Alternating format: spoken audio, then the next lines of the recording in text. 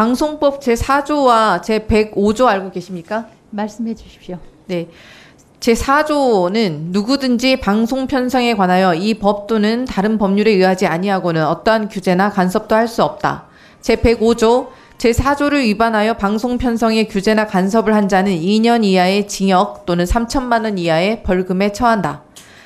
후보자 지명되고 나서 첫 일성이 뭐였습니까? 국회에서 이 땡땡들이 승인 안 해주면 바이든은 쪽팔려서 어쩌나 같은 보도는 최소한의 보도 준칙도 무시한 것, 보도하지 않는 것이 기본이라며 보도에 개입부터 하지 않았습니까? 저는 그것을 개입이라고 생각하지 않습니다. 그러면 개입이 아니면 무엇입니까? 본인의 의견, 개인 의견입니까? 의견 제시입니다. 서면 답변에서 방송을 장악할 생각도 없고 장악할 수도 없다고 하셨었죠? 그런데 왜 지난해 2월에 SNS 게시글 올리신 걸 보면 좌파는 무섭다.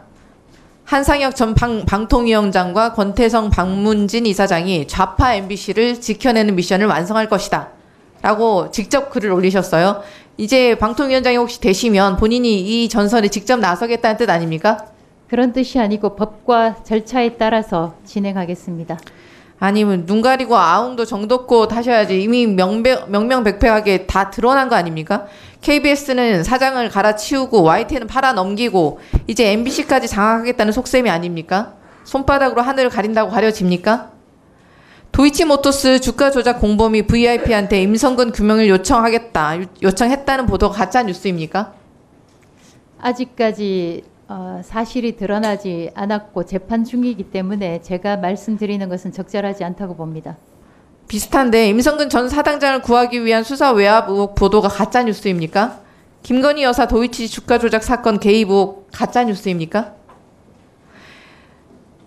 일례로 이런 많은 뉴스들이 김건희 여사만 소환이 되면 그에 관련된 의혹만 제시하면 전방위로 법정 제재가 들어왔습니다. 아까 어제 제가 말씀드렸었는데 방심위와 선방심위에서 내린 방송사들에 대한 법정 제재 다 연전연패라고 제가 말씀드렸습니다.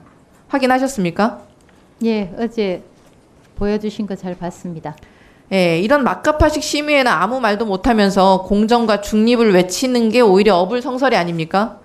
방심위만으로도 정권 비판 보도를 막을 수가 없으니 아예 갈아치우겠다는 뜻으로밖에 보이지 않습니다. 이렇게 편향성을 아주 대놓고 드러내던 이진숙 후보자를 방통위원장으로 내려 꽂은 것 자체가 MBC 장악을 위한 역할을 부여한 것으로 보입니다. 이미 첫 일성부터 방송법을 위반하고 있는 후보자가 끝까지 언론 탄압, 방송 장악에 부역할 경우에 그에 합당한 법적 처벌이 뒤따를 것임을 경고합니다. 그리고 아까 의원님들 질의 답변에서 방송은 국민의 자산이라고 하셨습니다. 좋은 말씀입니다. 근데 그런 분이 법인카드를 사적으로 운영하는 의혹에 대해서 검증한다고 하니까 개인정보를 운운하셨는데 이게 말이 됩니까? 갈 때보다 가벼운 내로남불 후보자가 법인카드 의혹 계속해서 질의해 나가겠습니다. 아직도 법인카드 증빙 내역이 전혀 없습니다. 그리고 계속해서 말이 바뀌고 있습니다. 아니면 모든 의혹에 대해서 근거는 없이 사실이 아니다. 앵무새처럼 반복만 하시고 계시는데 2017년 분석된 인사청문회와 낙마의 정치학이라는 보고서 내용에서 청문회를 거친 공직 후보 사례를 전수조사한 결과 낙마 사유 1순위는 부동산 투기가 가장 많았고 그다음에 금전적인 부당이득, 거짓말 위증, 탈세, 가치 순이었습니다. 후보자는 이 중에서 법인카드에 해당하는 금전적 부당이득, 거짓말 위증 또는 극우적 가치 이 논란 모두 3관왕입니다. 3관왕. 천성관 전 검찰총장 후보자 2009년 그리고 김태호 국무총리 후보자 정성근 문화체육관광부 장관 후보자도 모두 거짓말 위증 걸리셔서 낙마했습니다. 이분 명심하셔야 할 것이고요. 어제 제가 질의했을 때 특급 호텔에서 사용했던 법인카드 내용 모두 식사라고 말씀하셨습니다. 거의 대부분 식사라고 이야기했습니다. 일부 회식을 제외하고는. 네, 그러니까 숙박은 아니다라고 말씀하셨어요. 다 식사다.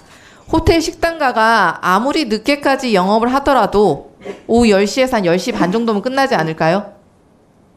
근데 2013년도 3월 밤 11시 서초구 특급 호텔에서 150만 원, 같은 달 다른 호텔에서 또 23시 밤 11시 56분에 5만 원. 그리고 24년 12월에도 밤 11시 여의도 특급 호텔에서 117만 원. 같은 달에도 밤 11시 48분에 역삼동 특급 호텔에서 24만 원. 심야에 밤 12시 근방에 긁은 내용도 수두룩합니다. 호텔에서 심야에 식사를 할 수 있습니까? 식사와 함께 아마 식음료점이 있는 걸로 알고 있습니다. 술을 드셨다는 얘기인가요? 제가 정확하게 그 거래 내역을 봐야 되겠습니다. 네네. 확인해서 자료 제출해 주시고요. 심야에 식사한 것 아닌지, 그리고 뭐 혹시 뭐 와인바 같은 것이 아니었는지 객관적인 자료로 오늘까지 증빙하지 못한다면 모두 업무상 배임죄임을 명심하십시오. 집 근처에서 아까 다른 의원님들 수차례 말씀하셨지만 12,000원짜리 점심을 여러 번 쓰셨습니다. 수행 비서가 썼다고 해도 불법이고, 뭐 수행 비서, 수행 운전 아니면 법인카드를 가족에게 누군가에게 맡겨서 쓰게 하는 것도 불법입니다. PPT 보이시죠? 네. 만약 그때 출퇴근 기록 증빙할 수 있는 내역 제출해 주시고요. 도로공사에 문의해서라도 관용 차량 아마 운영 확인하실 수 있을 거라고 생각합니다. 당당하시면 네, 자료 제출해 주시면 되고요. 그리고 전에 이 건들 관련해서 저희가 질의할 때 뭐 마녀 사냥이다, 중상 모략이다 이렇게 하셨던 부분들 네, 나중에 다 이게 사실로 밝혀지면 사과하셔야 될 것 같고, 그리고 증빙하실 수 없으시면 고발 조치해서 수사받아야 될 대상입니다. 끝까지 국민들께서 후보자가 부적격하신지 아닌지 다 보시고 판단하실 것이라고 생각합니다.